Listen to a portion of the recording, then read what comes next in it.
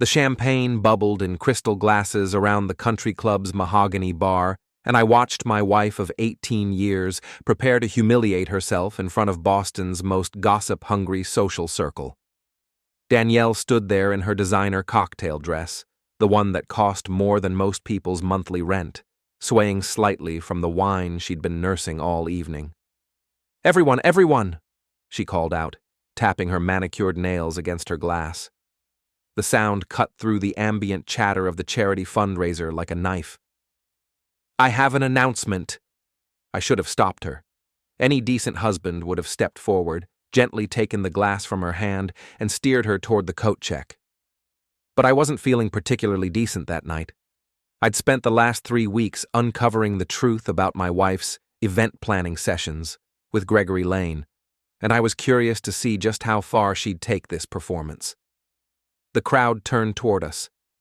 Sabrina Lane, Greg's wife and Danielle's supposed best friend, stood closest to the bar with her perfectly styled blonde hair and that practiced smile she wore to every social function.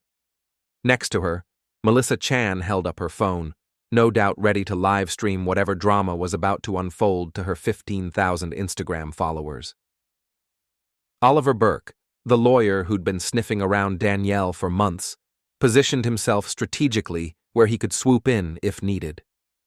"I'm celebrating my own divorce," Danielle announced, raising her glass high. Her voice carried across the room with the kind of theatrical flair she'd perfected during her years as an event planner. "To new beginnings and fresh starts." The response was immediate and exactly what she'd hoped for. Her friends erupted in cheers and applause, raising their own glasses in solidarity. Melissa's phone captured every second of it. Sabrina threw her head back and laughed like it was the funniest thing she'd ever heard. But I wasn't laughing. I was thinking about the calendar I'd found on Danielle's iPad 3 weeks ago, the one that showed planning sessions with Gregory Lane every Tuesday and Thursday afternoon for the past 2 months.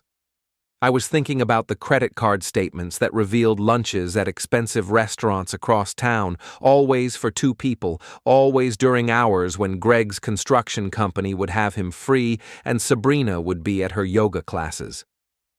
I was thinking about the text message thread I'd screenshotted before Danielle realized she'd left her iPad unlocked. "Hope Sabrina doesn't find out about our little secret. Can't wait for Thursday's meeting at the Marriott."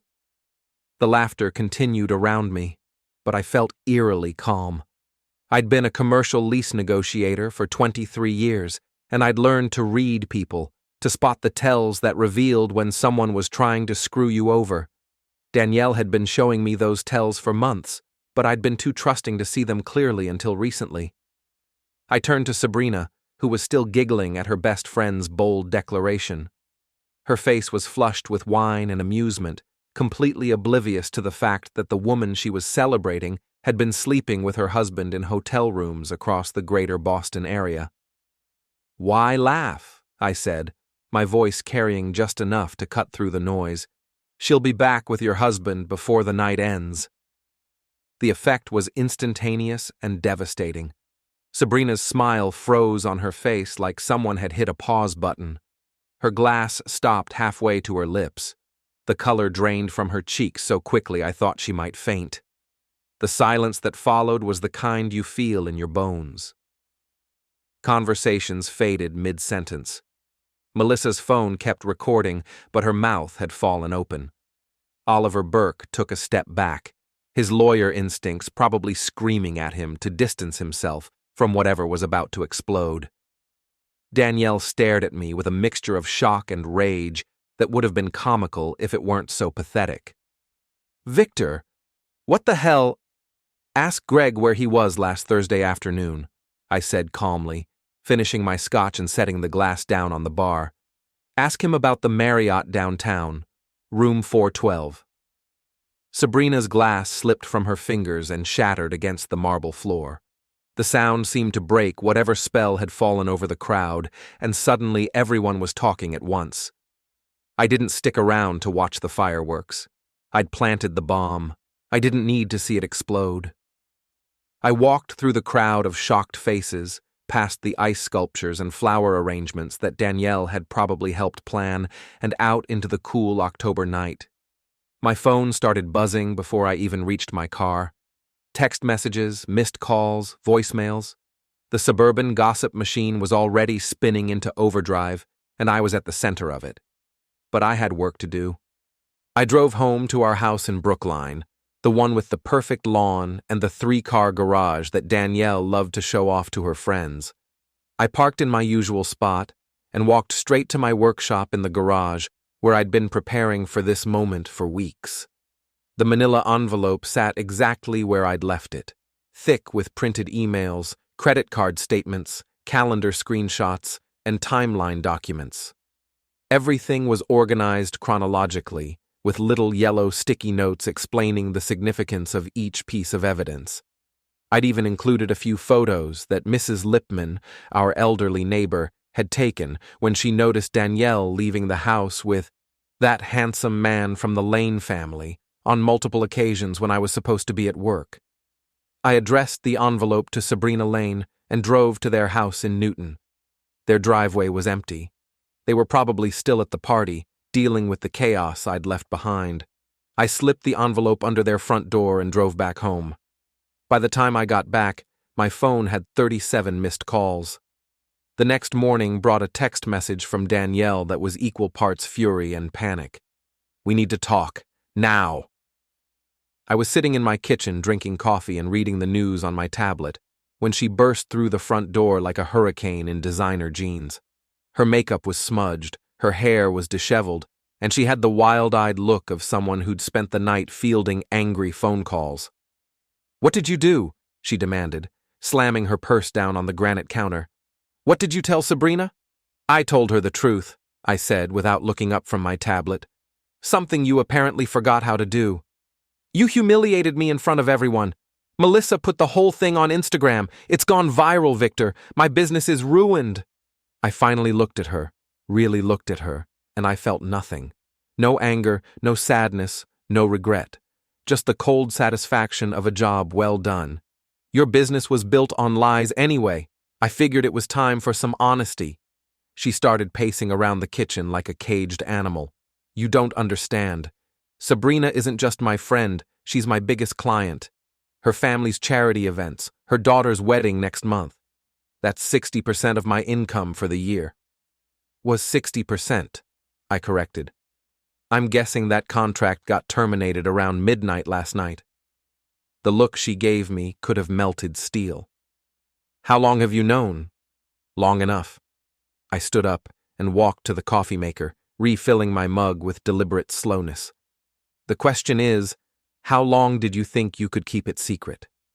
Did you really believe I wouldn't notice the Tuesday and Thursday afternoon client meetings that never appeared on any invoices? The restaurant charges for 2 people when you claim to be working alone? The hotel room at the Marriott that got charged to our joint credit card?" Her face went pale. "You went through my credit card statements?" "Our credit card statements, joint account, remember? The one we opened when we got married because we promised to be honest with each other about everything." I pulled out my phone and scrolled to the folder I'd created specifically for this conversation. Screenshots, photos, documents, everything organized and ready to present. I'd learned a long time ago that in any negotiation, the person with the best documentation wins. "Here's my favorite," I said, showing her the screen. "Text message from you to Greg, sent last Wednesday at 2:47 p.m. Can't wait for tomorrow's meeting. Bring the champagne, I'll bring the strawberries. Hope Sabrina doesn't get suspicious about your afternoon appointments." She lunged for my phone, but I pulled it back easily. "There are copies, Danielle. Lots of copies." "You bastard," she whispered. "You absolute bastard. I'm not the one who cheated. It wasn't supposed to be like this. It was just fun, okay? Something exciting. Greg made me feel alive again." "And what did I make you feel? Bored? Trapped?" She didn't answer, which was an answer in itself. My phone buzzed with an incoming call. Janice Harper, my office manager and the closest thing I had to a best friend. I answered it on speaker. "Victor, Please tell me you didn't do what I think you did. Janice's voice filled the kitchen. Depends on what you think I did. Melissa Chan's Instagram story has been viewed 47,000 times since last night. The video of you dropping that bombshell at the country club is everywhere. Channel 7. News wants to interview you about suburban marriage scandals. Danielle's eyes went wide. Channel 7? Victor, you have to fix this. You have to call them and tell them it was a misunderstanding. I laughed. Actually laughed. For the first time in months. A misunderstanding? Danielle, you've been sleeping with your best friend's husband for 2 months. The only misunderstanding here was me thinking you had any integrity left. Janice, I said into the phone, I'm going to need you to reschedule my appointments for today. I have some paperwork to file. Divorce papers? Janice asked. Among other things. After I hung up, Danielle tried a different approach. She sat down across from me at the kitchen table, the same table where we'd shared breakfast every morning for 18 years, and put on what I recognized as her client management voice. Victor, I know you're hurt. I know I made mistakes, but we can work through this. We can go to counseling, take a vacation, start fresh. You don't have to destroy everything we've built together. Everything we built? I gestured around the kitchen with its high-end appliances and custom cabinets. You mean everything I paid for while you played house with Greg Lane? That's not fair. Fair? I pulled out a folder from the counter drawer, one I'd prepared specifically for this moment. Let's talk about fair. These are the bank statements for our joint checking account over the past 6 months. Notice anything interesting? She reluctantly looked at the papers I spread across the table. I don't understand. The hotel charges, the restaurant bills, the expensive gifts, they're all coming out of our joint account. You've been using my money to fund your affair. In legal terms, that's called misappropriation of marital assets. Her confident facade cracked a little more. It wasn't that much money. $4,738. That's how much of my money you spent on your boyfriend. I gathered up the papers and put them back in the folder. My lawyer says that's grounds for a very favorable divorce settlement. Your lawyer? Victor, you can't be serious about this. Absolutely serious. I stood up and walked toward the garage door. I'm going to the office. When I get back tonight, I'd like you to be staying somewhere else. Your sister's house, maybe. Or Greg's couch if Sabrina hasn't thrown him out yet. You can't kick me out of my own house. I paused at the door. Actually, I can. The house is in my name only. We bought it before we got married, remember? You insisted on keeping your own apartment back then because you valued your independence. Funny how that worked out. I left her sitting at the kitchen table, staring at the divorce papers I'd placed in front of her. As I backed out of the driveway, I could see her through the window, her head in her hands, finally understanding that her perfect little life was about to come crashing down. My phone rang as I drove toward downtown Boston. Sabrina Lane's name appeared on the screen. Victor. Her voice was shaky, like she'd been crying. We need to talk. I met Sabrina at a small coffee shop in Cambridge, far enough from our usual social circles that we wouldn't be spotted by any of Danielle's friends. She was already there when I arrived, sitting in a corner booth with dark sunglasses on despite being indoors. Even with the sunglasses, I could see that she'd been crying. Thank you for the envelope, she said as I sat down across from her. And thank you for telling me the truth last night, even though it was the most humiliating moment of my life. I'm sorry it had to happen that way, but I figured you deserved to know. She pulled off her sunglasses, revealing red, swollen eyes. How long have you known? About 3 weeks. I started getting suspicious when Danielle's schedule changed. She was suddenly having a lot of client meetings that never seemed to result in any actual events. Greg told me he was working on a big development project in downtown Boston. All those afternoon meetings were supposedly with investors. She laughed bitterly. I even packed him lunches for his long days at the office. The waitress came over, and I ordered a black coffee. Sabrina already had an untouched latte in front of her. What happens now? She asked. That depends on what you want to happen. She was quiet for a long moment, staring out the window at the college students walking past. I confronted him last night after we got home from the party. He tried to deny it at first, even with all your evidence spread out on the kitchen table. Can you believe that? Faced with credit card statements and text messages, and he still tried to lie to my face. What did he say when he finally admitted it? The usual bullshit. It didn't mean anything, it was just physical. He was going through a midlife crisis, he never meant to hurt me. She picked up her latte and put it down again without drinking. He actually had the nerve to say it was partly my fault for not being adventurous enough. I felt a flash of anger on her behalf. That's garbage, and you know it. The worst part is, I think Danielle planned this whole thing. She's been pushing me to join that new yoga class on Tuesday and Thursday afternoons. She said it would be good for my stress levels. Meanwhile, she was using that time to sleep with my husband. That detail hit me like a punch to the gut. I'd known Danielle was manipulative, but the calculated nature of it, actively arranging for her best friend to be out of the house during her affair, was breathtaking in its cruelty. I threw him out, Sabrina continued, packed his bags and left them on the front lawn. He's staying at his brother's place in Quincy.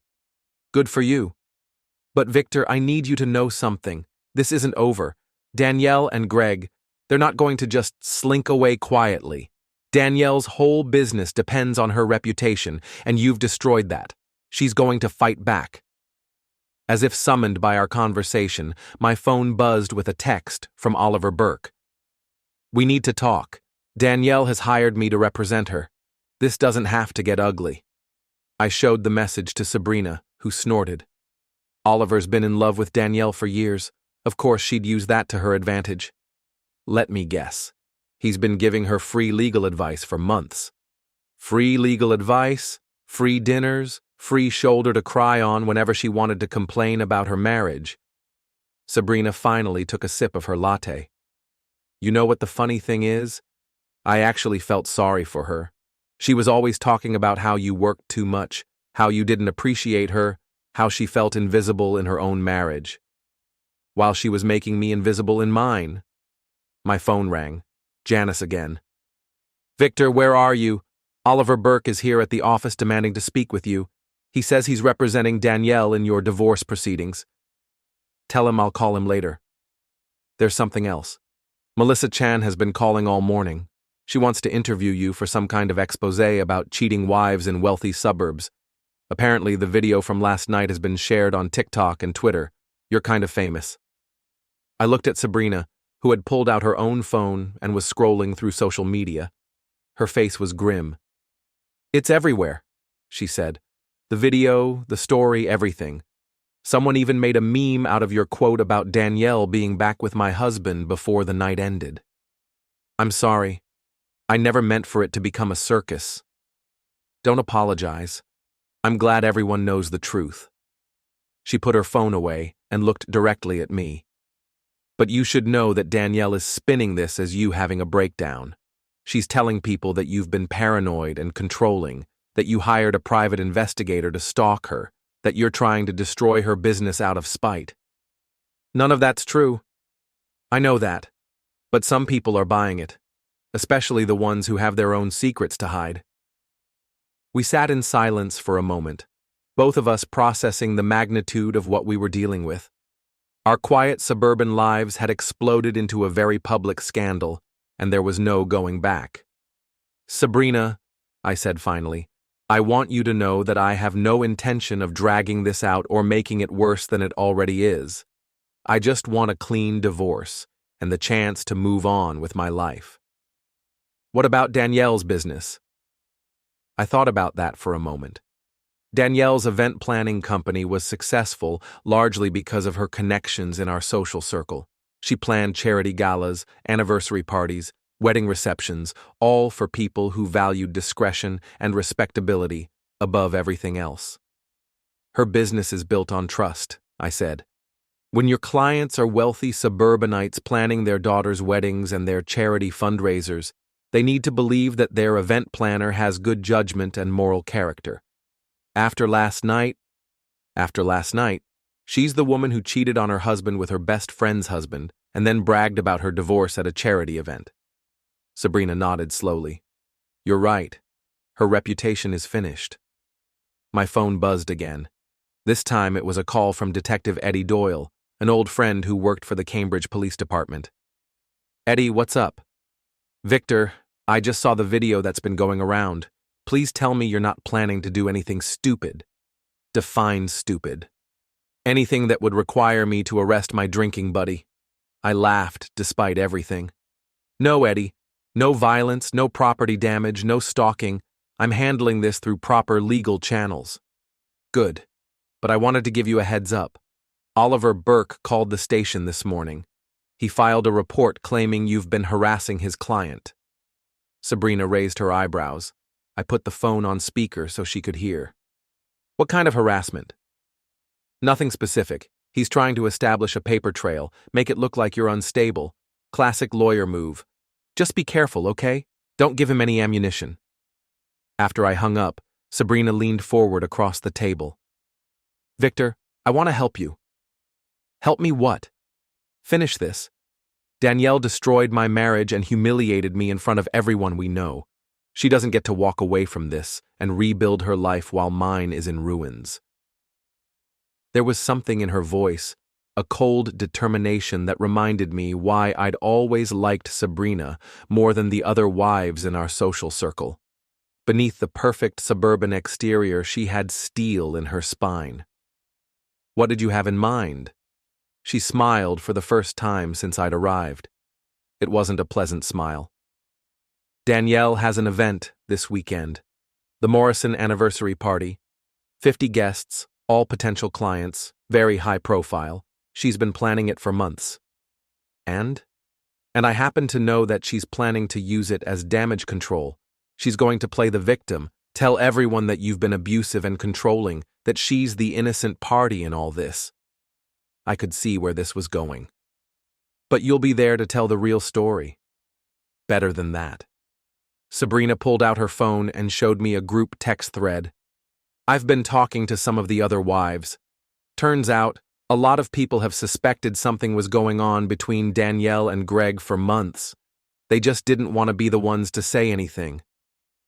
The text thread was a goldmine of suburban gossip and carefully worded observations. Mrs. Patterson had seen them together at a restaurant in Newton. Jennifer Walsh had noticed Greg's car in the parking lot of Danielle's office building after hours. Sarah Chen had overheard a suspicious phone conversation at the gym. They're all going to be at the Morrison party, Sabrina continued, and they're all very interested in sharing what they know now that the truth is out. I felt a grim satisfaction settling over me. Danielle had spent years building her reputation and her business on charm and social connections. It was fitting that those same connections would be what brought her down. There's one more thing, Sabrina said. Greg is going to be there too. Apparently he's planning to make some kind of grand gesture, try to win me back in front of everyone. Are you going to let him? Her smile turned predatory. Oh, I'm absolutely going to let him try. It's going to be very entertaining to watch him humiliate himself.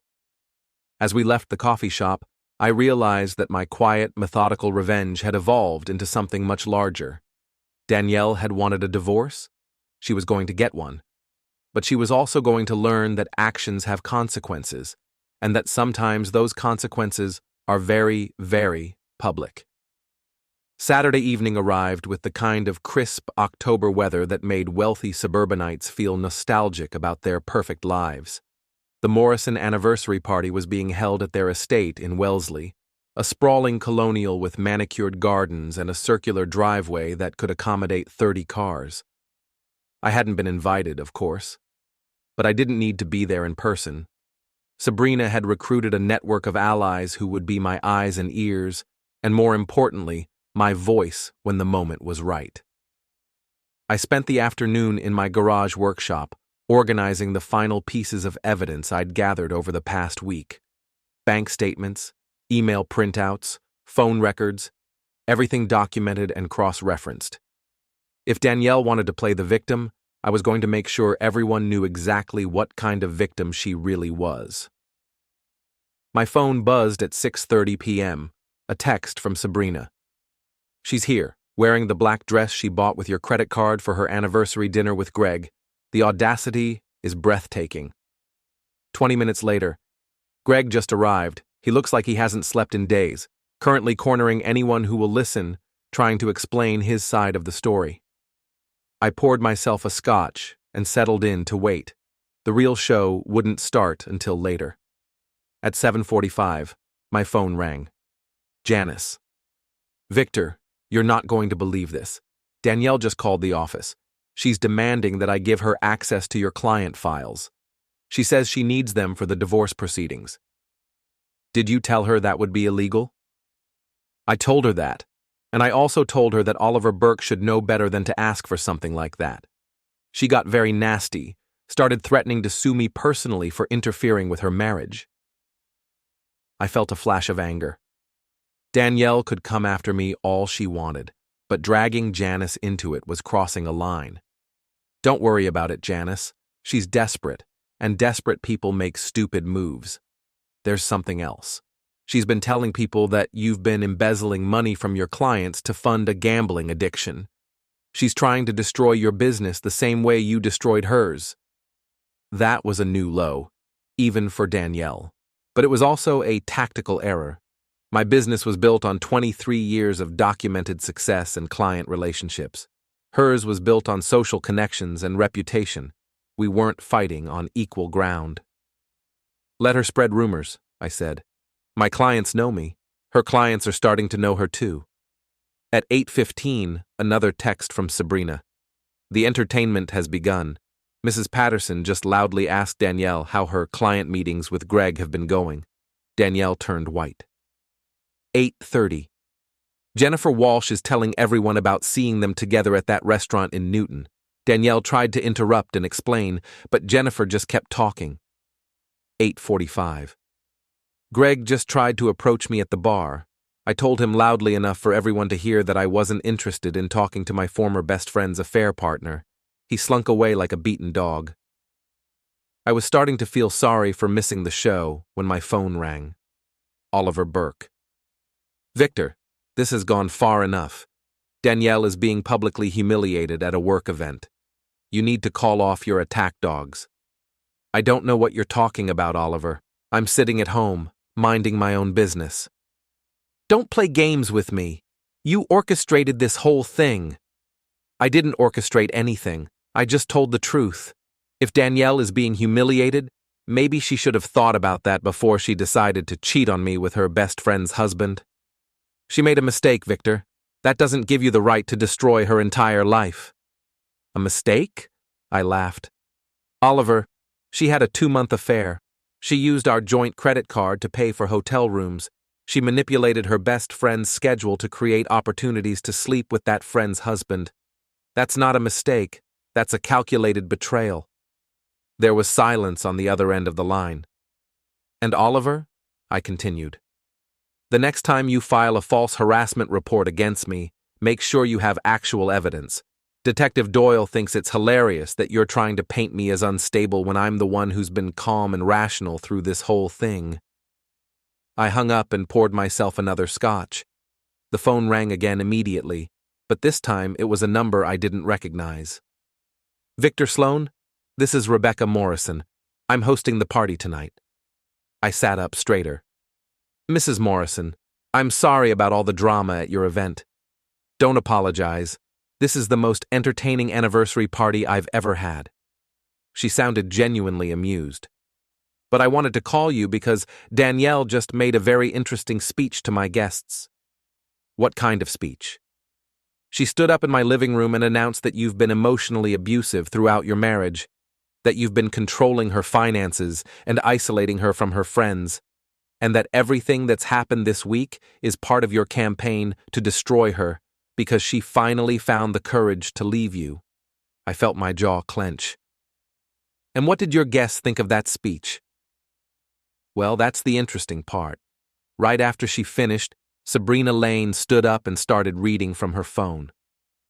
text messages, it sounded like. Very detailed text messages about hotel rooms and afternoon meetings and hoping that certain wives wouldn't find out about certain secrets. I smiled grimly.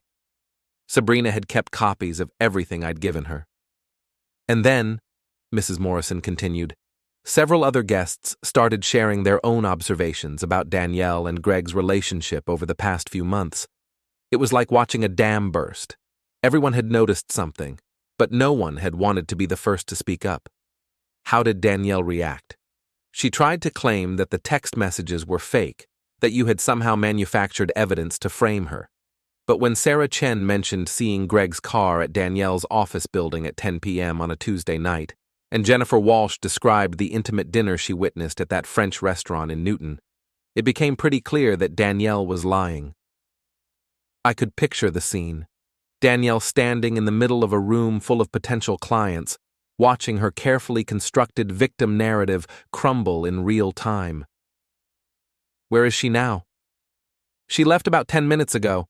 Greg tried to follow her, but Sabrina blocked his path and suggested very loudly that he had done enough damage for one evening. I think the exact phrase she used was, "Go find another marriage to destroy, you pathetic piece of trash." Despite everything, I found myself laughing. Sabrina had definitely found her voice. Mrs. Morrison, I want to apologize again for all of this affecting your celebration. Victor, I've been married for 35 years.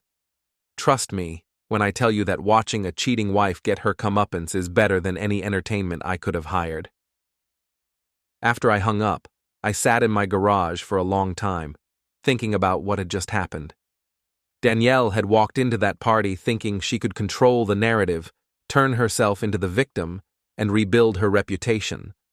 Instead, she had walked into an ambush of her own making, surrounded by people who had been watching her behavior for months and were finally free to speak the truth. My phone buzzed with one final text from Sabrina. It's over. She's finished. No one will ever hire her again after tonight. Greg is sitting in his car in the parking lot crying. I almost feel sorry for them.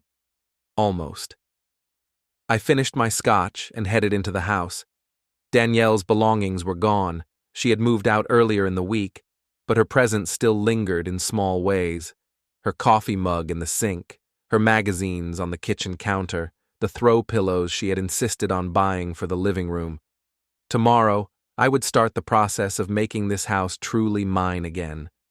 I would change the locks, cancel the joint credit cards, and begin the legal proceedings that would formally end our marriage. But tonight, I just wanted to sit in the quiet and process what had happened. Danielle had wanted a divorce. She had gotten one. But she had also learned that actions have consequences, and that sometimes those consequences are very, very public. She had built her life on lies and manipulation, and when the truth finally came out, that life had collapsed like a house of cards. I didn't feel guilty about what had happened at the Morrison party. I hadn't forced Danielle to cheat, and I hadn't forced her to lie about it afterward. I had simply made sure that the truth was known, and the truth had done the rest. As I turned off the lights and headed upstairs to bed, I realized that for the first time in months, I felt genuinely at peace. The war was over, and I had won. Not through violence or illegal schemes, but through patience, documentation, and the simple power of truth. Danielle had raised a glass to celebrate her own divorce. She had gotten exactly what she asked for. 3 weeks after the Morrison party, I was sitting in my lawyer's office, signing the final divorce papers. Margaret Chen, my attorney, had done excellent work. Thanks to Danielle's documented misuse of our joint funds and her adultery, I was keeping the house, my retirement accounts, and my business. Danielle would get her personal belongings and the car she had insisted on buying last year. She's not contesting any of this? Margaret asked as I signed the last page. Her lawyer advised her not to. Apparently, Oliver Burke finally realized that going to court would just mean more public disclosure of evidence. Smart man. Though I have to say, Victor, In 20 years of family law, I've never seen a case where the evidence was so thoroughly documented. You could have taught a master class in divorce preparation. I handed her the signed papers. I'm a detail-oriented person. That's one way to put it. She gathered the documents and placed them in a folder. You know, Danielle's business officially closed last week. She filed for bankruptcy. I wasn't surprised. After the Morrison party, word had spread quickly through our social circles. Danielle's remaining clients had canceled their contracts, citing irreconcilable differences and concerns about professionalism. Without Sabrina's connections and referrals, she had no client base left to draw from. What's she doing now? Last I heard, she moved back to her sister's place in Springfield. She's working as an administrative assistant at a dental office, from event planning for Boston's social elite to filing insurance forms in a suburban dental practice. The fall had been swift and complete. As I left Margaret's office, my phone rang. Sabrina. Victor, are you free for lunch? I have news. We met at the same coffee shop where we had planned Danielle's downfall 3 weeks earlier. Sabrina looked different, more relaxed, more confident. The haunted look in her eyes had been replaced by something that looked like satisfaction. Greg signed the divorce papers yesterday, she said as soon as I sat down. He's moving to Florida, something about a fresh start and new opportunities. How do you feel about that? Relieved. I was worried he might try to fight for half of everything, but his lawyer told him the same thing yours told Danielle. When you're caught red-handed in an affair, you don't have much negotiating power. She pulled out her phone and showed me a real estate listing. I'm selling the house. Too many bad memories. I found a condo in Cambridge near Harvard Square. It's smaller, but it's mine. Good for you. There's something else. She paused, looking almost embarrassed. I've been thinking about going back to school. I have a degree in psychology from 20 years ago before I got married and became a professional wife. There's a graduate program at BU that I'm interested in. That's fantastic, Sabrina. I never would have had the courage to make a change like this if none of this had happened. In a weird way, Danielle and Greg did me a favor. They forced me to realize that I was living someone else's life. We ordered lunch and spent an hour catching up on the aftermath of our respective divorces. It was strange how much lighter everything felt now that the truth was out and the consequences had been faced. Have you heard anything about Danielle lately? Sabrina asked as we prepared to leave. Not much. Janice mentioned that she tried to call the office last week, but hung up when she realized it was Janice who answered. I saw her at the grocery store in Springfield last weekend. I was visiting my mother. Sabrina's expression grew thoughtful. She looked smaller somehow, defeated. She was by herself, buying frozen dinners and generic cereal. I tried to imagine Danielle, who had once insisted on organic everything and artisanal bread, pushing a cart full of discount groceries through a suburban supermarket. The image was both pathetic and fitting. Did she see you? Yes. She started to walk over like she was going to say something, but then she just turned around and left. I think she realized there was nothing to say. As I drove home that afternoon, I thought about the conversation with Sabrina. 3 months ago, we had both been living in marriages built on lies, surrounded by friends who were more interested in gossip than genuine connection, trapped in a social circle that valued appearances over authenticity. Now Sabrina was planning a new career and a new life.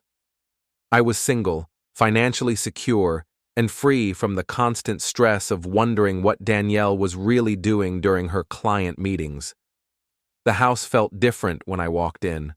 I had spent the past few weeks making it truly mine. New furniture in the living room, different artwork on the walls, a home office set up in what used to be Danielle's craft room. It was smaller than the life I had shared with her, but it was honest. That evening, I was grilling dinner on the back deck when Mrs. Lipman appeared at the fence that separated our properties. At 78, she was still the neighborhood's most reliable source of information and gossip. Victor, dear, I wanted to thank you. she said, adjusting her gardening gloves. Thank me for what? For finally telling the truth about that wife of yours. Do you know how many times I saw her sneaking around with that Lane man? I was starting to think I was the only one who noticed. Mrs. Lipman had been my secret weapon in documenting Danielle's affair. Her bedroom window overlooked our driveway, and she had a photographer's eye for detail. The pictures she had taken of Danielle leaving the house with Greg had been crucial evidence in the divorce proceedings. I noticed, Mrs. Lipman. I just needed time to document everything properly. Well, you certainly did that. She chuckled. My bridge club is still talking about that video from the country club. Mildred Peterson has watched it 17 times. I hope I didn't cause too much of a stir in the neighborhood. Are you kidding? This is the most exciting thing that's happened around here since the Henderson's son got arrested for tax evasion. We're all very proud of you for standing up for yourself. After she went back inside, I finished grilling my dinner and sat on the deck, watching the sun set over the suburban landscape that had been my home for 18 years. Tomorrow I would go back to work, continue building my business, maybe start dating again eventually. The future was uncertain, but it was mine to control. My phone buzzed with a text message from an unknown number. Victor, this is Danielle. I know you probably don't want to hear from me, but I wanted to say I'm sorry. For everything. You deserved better. I stared at the message for a long time, then deleted it without responding. Apologies were nice, but they didn't undo the damage. They didn't give back the months of lies and manipulation. They didn't restore the trust that had been broken or the marriage that had been destroyed. Danielle had made her choices, and now she was living with the consequences. I had made mine, and I was living with them too. The difference was that my choices had been honest ones. I finished my dinner and went inside to clean up the kitchen. As I loaded the dishwasher, I found myself thinking about that night at the country club, when Danielle had raised her glass and announced that she was celebrating her own divorce. She had gotten exactly what she asked for: the divorce, the fresh start, the chance to begin again. She just hadn't expected it to come with such a high price. I raised my own glass of wine in a silent toast to new beginnings, to honest relationships, and to the simple satisfaction of a job well done. Danielle had wanted to celebrate her divorce, but I was the one who had truly won. Outside, the neighborhood settled into its quiet evening routine. Porch lights came on, garage doors opened and closed, families gathered around dinner tables. Life in suburbia continued, but for me, it was finally an honest life.